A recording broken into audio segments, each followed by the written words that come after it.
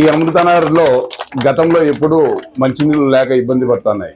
అప్పుడు మనము ట్యాంకర్లు పెట్టి చేయడమే కాకుండా ఇప్పుడు నేను సర్పంచ్ అయినా ఉండి గతంలో రోడ్లలో నడచాలనే కూడా చాలా ఇబ్బందికరంగా ఉన్నది.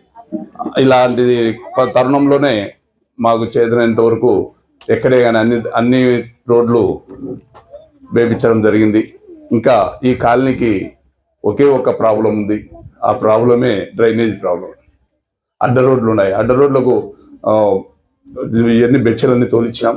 దాన్ని సెక్షన్ చేసి త్వరలోనే అయిపోయిస్తాము.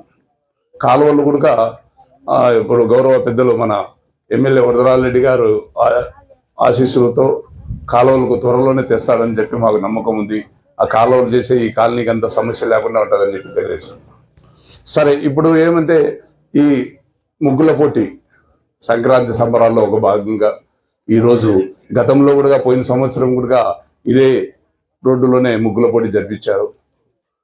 మీ అందరి ఆశీస్సులతో ప్రైజులు తెచ్చుకున్నటువంటి వారు ఉన్నారు. వారికి నాకు తోచినంత వరకు సహాయ సహకారాలు చేస్తున్నాను.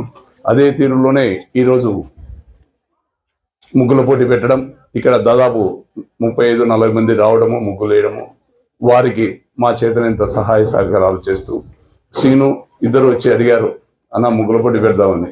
సరే, నేను మరో మాట మాట్లాడకోకుండా ఫస్ట్ ఏం చేయాలంటే ఫస్ట్ ప్రైజ్ లేదన్నా పోయినసారి కాకుండా ఈసారి వేరే రకంగా ఇస్తామని చెప్పారు. సరే, ఏదైతే అని ఫస్ట్ ప్రైజు కాళ్ళ పట్టీలు కావాలన్నా అని అన్నాడు. సరే, ఓకే. రెండో ప్రైజు పట్టు చీర కావాలన్నారు. ఓకే. మూడో ప్రైజు రైస్ కుక్కర్ అన్నారు. అలాగే ఇంకొకటి ఇక్కడికి వచ్చిన తర్వాత ఒక వికలాంగురాలు వేసిందన్నారు. వారికి కూడా ఒక చీర అదనంగా ఒక చీర ఇస్తున్నాం. ఆమెకు ప్రైజ్, 4వ ప్రైజ్ అన్నట్టు ఆమెకు చీర ఇస్తాం. ఆమె వేయడమే గొప్ప. ఆమెకు ప్రైజ్ వచ్చింది రాదనేది కాకుండా ఆమెకు ఒక చీర ఇస్తాము.